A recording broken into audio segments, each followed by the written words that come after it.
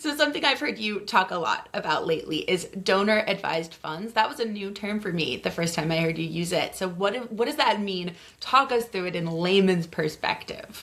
Donor advised funds are essentially a charitable checking account, right? So they are held in large institutions like Bank of America or JP Morgan Chase, or a lot of community foundations are spaces that hold these donor advised funds. So usually a financial advisor will work with their client and say, look, you have a lot of money sitting here. You are looking at a significant capital gains tax, right? So we can help you move that money into philanthropy and avoid this tax, right? Now they still don't get to keep that money, but they're moving it into philanthropy. So now they have a fund where they have a charitable checking account.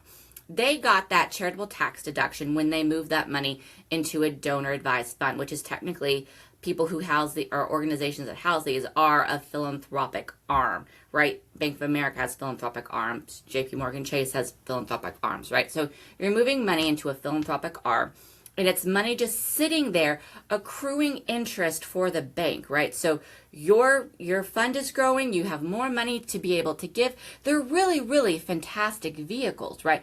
The reason that a lot of people don't know about them is because you don't know who has them, right? So it's not like a private foundation where I can write a letter to Bank of America and say, which of your donors cares about my Oh, film, if right? only. Tell us who the rich people are that like art.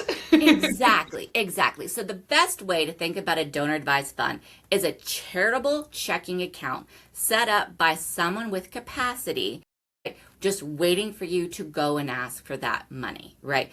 The thing about fundraising is we call this very much a relationship-based game. So it is to your benefit to learn who people are that are statistically will have a donor advised fund, people with capacity, right? And that is just about networking in, right?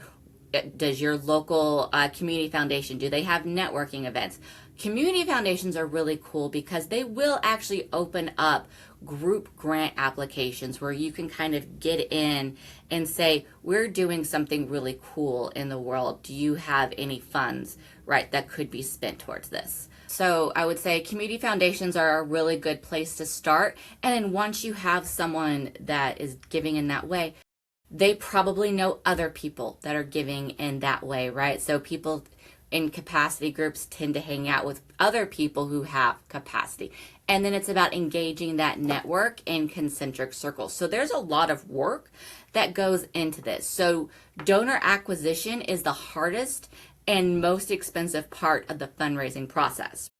So that's why we like to keep our donors. We don't like to be constantly acquiring. We like to get a donor and then keep them for as long as we possibly can and put them into cycles and ask for more and more money every single year or after their pledge runs out.